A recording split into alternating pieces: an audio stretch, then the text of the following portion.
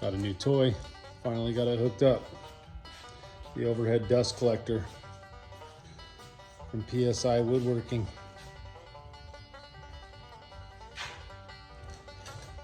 Pretty easy to hook up because I already had a dust collection system set up, so I just had to tap inside of a line. Gets pretty good dust collection, pretty good flow. And actually keeps most of the dust out of my face.